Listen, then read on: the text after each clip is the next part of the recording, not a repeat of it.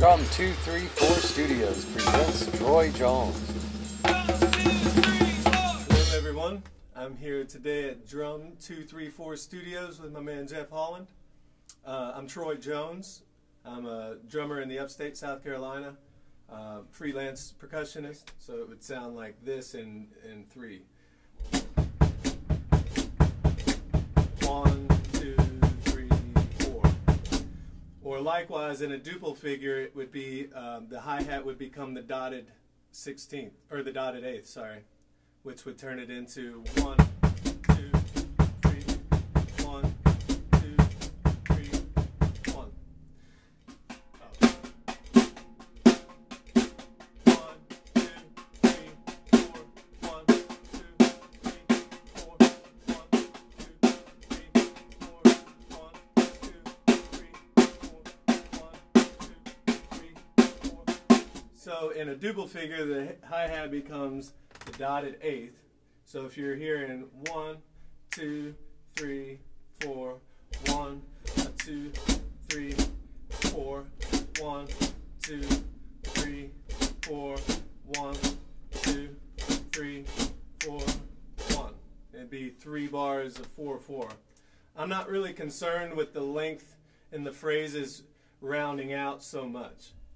What I am concerned with is the consistency of the triplet figure between the feet and how it relates to the hands and how it all just works together in its own little thing. So I'll give you an example.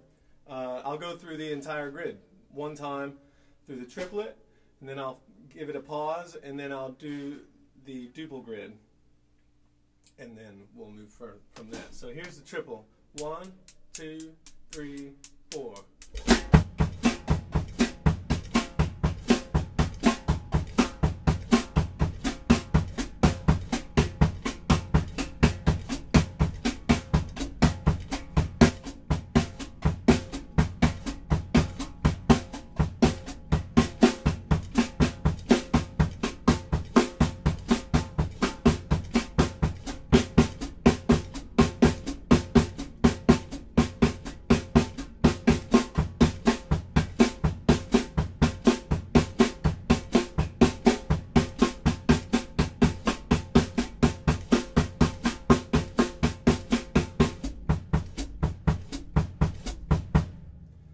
So that'd be the triple. We'll do the same thing where my hands will stay in a duple figure and do the same kind of grid, accenting each of the partials. So I'll start with this foot pattern to get it going. So it'll be 1, 3, 4, 1, 2, 3, 4. Here's me. 3, 2, 3, 4.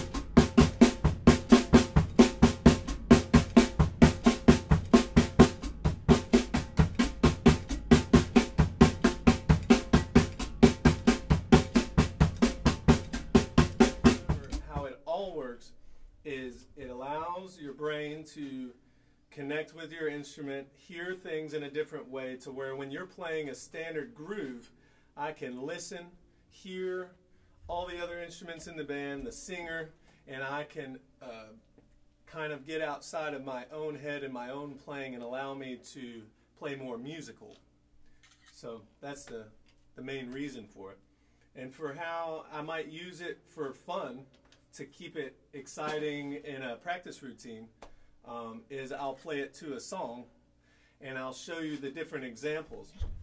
So what I'll do is I'll turn on a song, I'll let it go for a second, I'll get my foot pattern going, and then I'm just going to kind of jam with the song but using the grid, and I'll give you a good example of how that works, to where you can hear it rolling over the bar line with the music, and you get kind of used to hearing sound that way. And then I'll kind of venture off of it and continue the foot pattern, but also just kind of accent and play more with the melody of the music to kind of improvise, so to speak, the grid, but in a musical way to get me outside of the mechanics. So here's an example of a tune, and got to give props to Wolfpack. They're awesome. If you haven't heard them, they are the jam.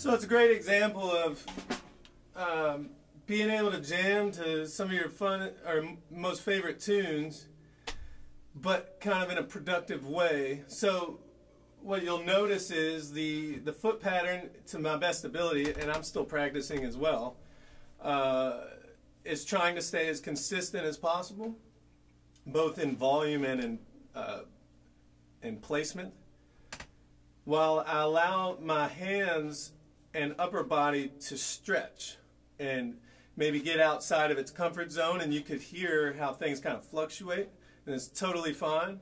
You just jump back in, you know, things clean up over time. Some things work easier out of the gate, some things are more challenging. It's best to hit the ones that are more challenging rather than resting and residing in the things that are easy for you. So if you want to grow It's best, most of your practicing probably shouldn't sound so good. There's a level of sloppiness that you're trying to tighten up and become more aware of. And with saying that, you know, it should always be fun. Keep the rhythms going.